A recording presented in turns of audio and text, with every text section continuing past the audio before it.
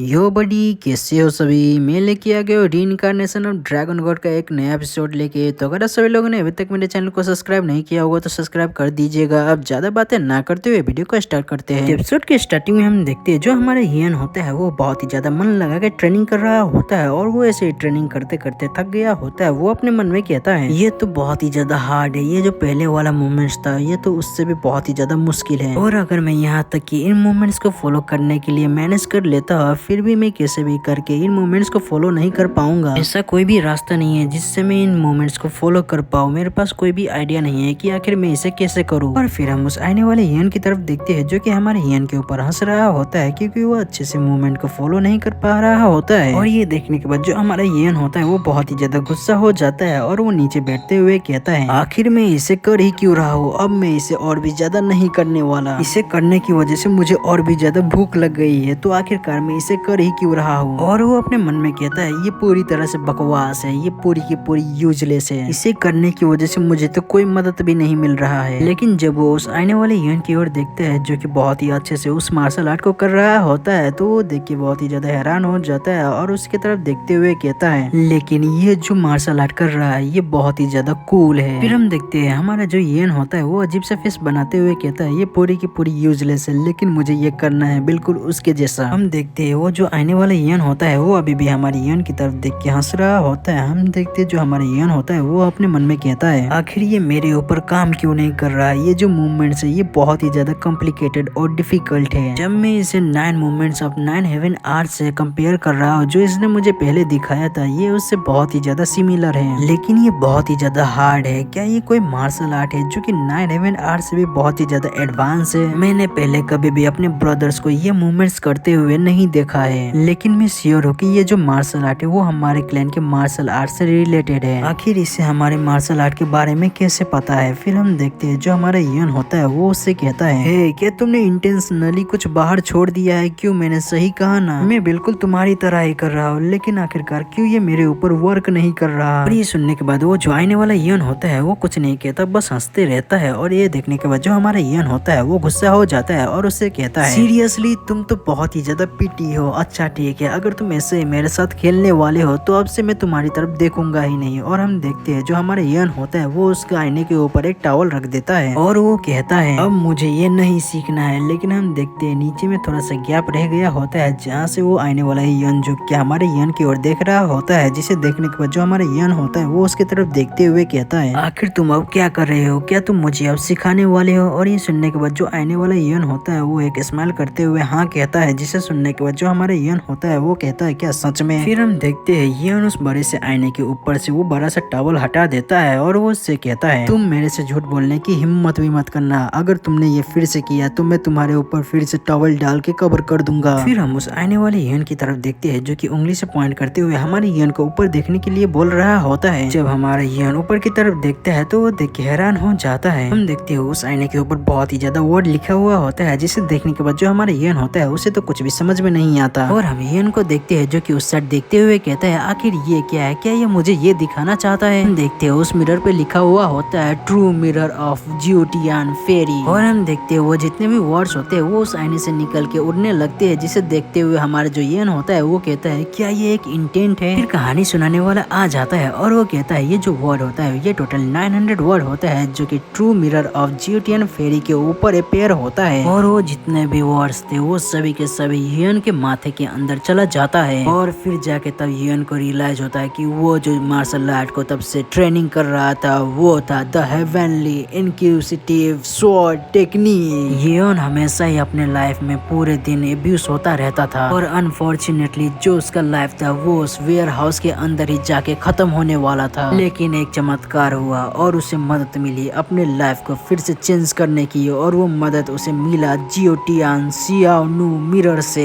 एक बच्चा जो कि लोगों को लगता था कि वो मर ही जाएगा, लेकिन वो मरता नहीं, एक दिन तक नहीं, एक महीने तक नहीं, बल्कि कई सालों तक भी नहीं। और जो सीक्रेट मैनुअल था 9 हेवन स्वॉर्ड टेक्निक का वो आगे पास नहीं होता है क्योंकि जो मून स्प्लिटिंग स्वॉर्ड्समैन था वो पहले ही मर चुका था। और बस ऐसे ही समय बीतता गया और समय भी तो सबके साथ फेयर ही होता है, भले ही वजह कुछ भी हो। लेकिन हियन उस घर के अंदर लॉक होने की वजह से उसे बहुत ही ज्यादा समय मिल जाता था अपनी ट्रेनिंग के लिए, और वो हर दिन हर रात यहाँ तक कि हर समय वो प्रैक्टिस ही करता रहता था। जैसे जैसे समय बीतता गया वो बस और भी ज्यादा स्ट्रांग बनते ही जा रहा था और इसे करते करते 10 साल बीत चुके थे। हम इयन को देखते हैं जो कि अब बड़ा हो चुका था और वो अभी भी बस ट्रेनिंग ही करे जा रहा था। हम देखते हैं वो एक स्माइल करते हुए कहता है, अब मैं फाइनली एग्जैक्ट वैसा ही मूवमेंट कर पा रहा हूँ। हम फिर लो यांग सिटी की तरफ देखते हैं जहाँ पे उस सिटी के अंदर एक घोड़ा गाड़ी आ रही होती है। हम देखते हैं वो घोड़ा गाड़ी एक घर के पास आके रुकती है और हम देखते हैं उसमें से एक बंदा निकलता है जो कि कहता है अब तो लगभग 10 साल हो चुके हैं। हम देखते हैं जो हमारा इयन का फर्स्ट मदर होता है वो भागते हुए आती है और उस बंदे से कहती है मुबाइक मेरा बेटा। और हमें पता चलता है कि ये और कोई नहीं बल्कि मुबाइक होता है जो कि बचपन में नेंगोंग क्लैन में गया था ट्रेनिंग करने के लिए। हम इस BSD वाली औरत को देखते हैं जो कि अपने बेटे की ओर देखते हुए कहती है तुम वापस आ गए एक बहुत ही ज्यादा स्ट्रॉन्ग और हैंडसम मैन बन के, मैंने तुम्हें बहुत ही ज्यादा मिस किया। और तभी हम देखते हैं वहाँ पे उसके छोटे भाई बहन भी आ जाते हैं और उसे देखते हुए कहते हैं ब्रदर तू आप आ गए। और ये सुनने के बाद जो उसकी छोटी बहन होती है वो कहती है क्या सच में ब्रदर वापस आ गए। और उन सभी को देखने के बाद जो मुबाइक होता है वो बहुत ही ज्यादा खुश होता है और वो एक स्माइल करता है। हम देखते हैं वो अपने हाथ को जोड़ते हुए अपने मदर से कहता है मदर मैं 10 सालों तक ट्रेनिंग करने के बाद अपना ट्रेनिंग फिनिश करके यहाँ वापस आ गया हूँ। और ये सुनने के बाद जो उसकी ढोंगी मदर होती है वो कहती है मेरे बेटे मेरे को तेरे ऊपर बहुत ही ज्यादा प्राउड है, आखिरकार तुमने कर ही दिखाया। और हम देखते हैं वो मुबाइक के जाके गले लग जाती है जिसे देखने के बाद जो मुबाइक होता है वो कहता है अब तो बहुत ही ज्यादा मैनली हो गई हो। और ये सुनने के बाद जो उसकी मदर होती है वो कहती है अब जो वॉरिंग मैनर है वो लुओ यांग में सबसे ज्यादा स्ट्रॉन्ग क्लैन बनेगी, नहीं हिनेंस प्रोविंस में सबसे ज्यादा स्ट्रॉन्ग क्लैन बनेगी। मेरे बेटे मुझे तुमसे बहुत ही ज्यादा उम्मीदें थी। फिर वो जब सामने की ओर देखती है तो वहाँ पे और कोई नहीं बल्कि चुन और नेंगोंग होती है जो कि 10 सालों के बाद वॉरिंग मैनर में आई हुई होती है। फिर हम देखते हैं जो मुबाइक की मॉम होती है वो उनसे कहती है प्लीज मुझे थोड़ा सा टाइम दीजिए क्योंकि मैंने लंबे समय से अपने बेटे को नहीं देखा है। और ये सुनने के बाद जो चुन होता है वो उनसे कहता है अरे नहीं आपका बेटा नेंगोंग क्लैन के गेस्ट से ज्यादा इम्पोर्टेंट है। मुबाइक की मॉम चुन से कहती है चुन तुम्हें देखने से तो ऐसा लग रहा है कि तुम पिछले 10 सालों में बहुत ही ज्यादा स्ट्रॉन्ग हो गए हो, तुम तो बहुत ही ज्यादा अमेजिंग हो गए हो। जियांगो में ऐसा कोई भी नहीं है जो कि असुरा क्लाउड स्वॉर्ड के बारे में ना जानता हो। फिर वो हमारे नेंगोंग की ओर देखती है और उनसे कहती है तुम नेंगोंग तुम भी सच में बहुत ही ज्यादा रिकॉग्नाइजेबल हो गई हो, सभी लोग तुम्हें बहुत ही ज्यादा पसंद करते हैं और तुम्हारी तरह ही एक विथ रेड फ्लावर बनना चाहती है। तो जो हमारा एपिसोड है वो यहीं पे खत्म हो जाता है। आशा करता हूँ कि आप सभी लोगों को आज का वीडियो पसंद होगा। पसंद आएगा तो आप सभी लोगों को कुछ नहीं करना बस लाइक और कमेंट कर देना है। तो फिर इसके अगले वाले एपिसोड में हम देखेंगे कि क्या नेंगोंग को अभी भी हमारा हीरो इयन याद है या फिर वो उसे भूल चुकी है या फिर वो सीधा जाके हमारे इयन को छुड़ा लेगी। जानने के लिए देखते रहिए और एपिसोड 8 का वेट कीजिए। तो फिर मिलते हैं फिर किसी और नए वीडियो के साथ, तब तक के लिए टाटा बाय बाय।